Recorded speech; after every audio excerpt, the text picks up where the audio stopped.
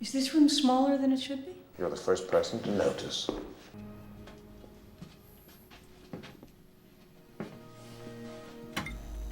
It's called a panic room. What?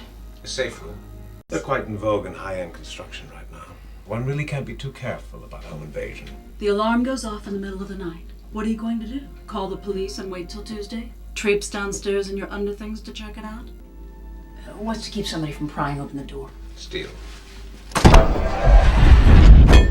Oh my God.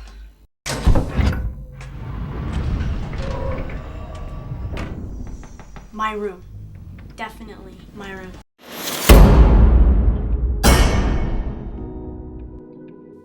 And this opening sequence is the worst looking part of this new 4K.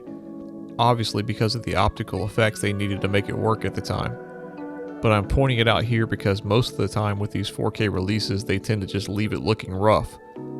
So they'll do their new 4K scan or whatever, and then these scenes just look worse than the other parts of the movie. But in this case it does appear that they've used something, possibly AI, to get rid of that upscale DVD look that you normally get. And it looks noticeably worse than the rest of the movie still, but again I wanted to point it out because you don't normally see this. And whatever they've done extends into this scene where Jodie Foster and Kristen Stewart are walking down the street. But then there's a hard cut when they arrive at the building, and you get to really see what this 4K is going to look like. And I could see as soon as it cut to this scene that this 4K was going to have plenty of detail. Like the leaves, the texture on the building. You're not going to get this kind of detail on a 2K upscale.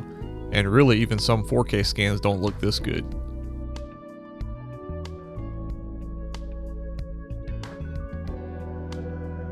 When they go in to look at the house, this is where I stopped to do some back and forth between Dolby Vision and HDR10 because it looked a little murky.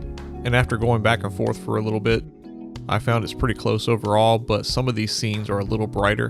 And if you like to see more shadow detail, I would stick to HDR10. And of course, Fincher's style tends to be a lot darker anyway. And I would say the HDR on this looks similar to Zodiac and Seven. So if you've seen those, expect more of the same. Don't expect to see anything that's really overly bright or vivid. Where you can really see the benefits of it are on tiny reflections like the wine glass in this shot, or various lamps and bulbs, which always seem to be blown out in his movies, but they're still noticeably brighter than SDR. You can also see the benefits in details like the rain on Jared Leto's face in this shot. Still $3 million in this house, and no one but you and I even knows it's here. Or the highlights in some of the actors' eyes. Of course, on this video, you're not going to be able to appreciate the benefits of HDR, so I'm showing you these overlays to give you an idea of what kind of impact you can expect.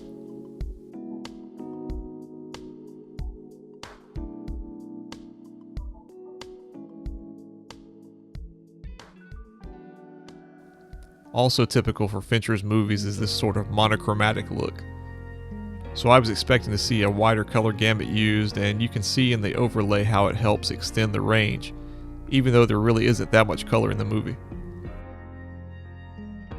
Regardless, nothing looks strange or off with primary colors, and flesh tones look natural, though it's sort of becoming redundant to even talk about that stuff in these videos, because some people are always going to say it's too green or too blue or whatever.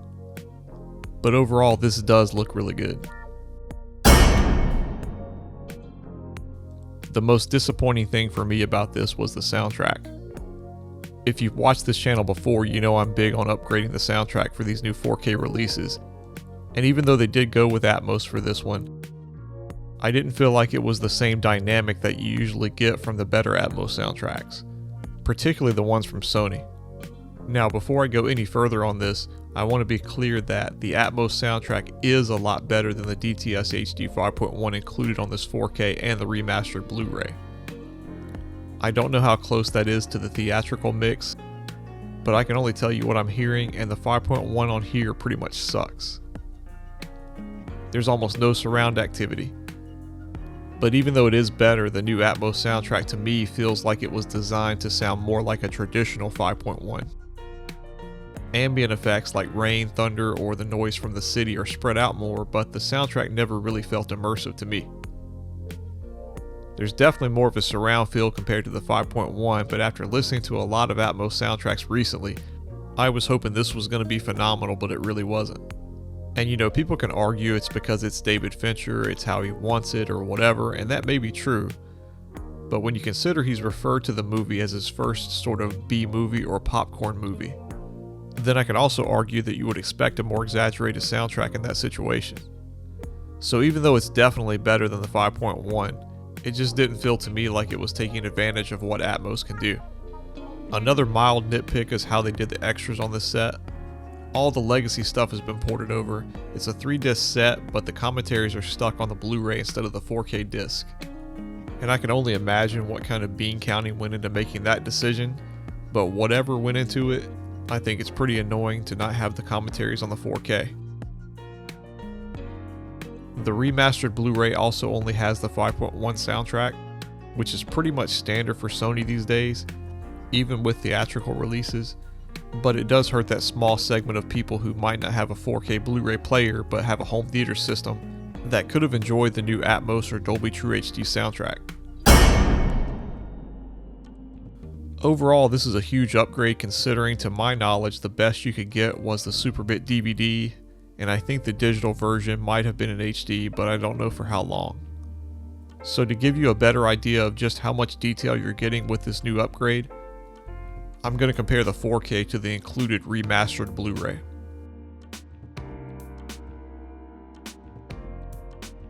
The first thing to look at here is the textures.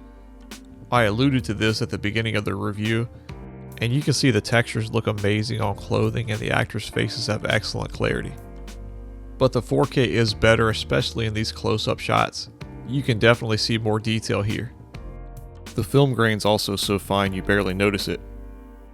But there's no smearing or DNR or anything like that, so whatever they've done here, it looks really good.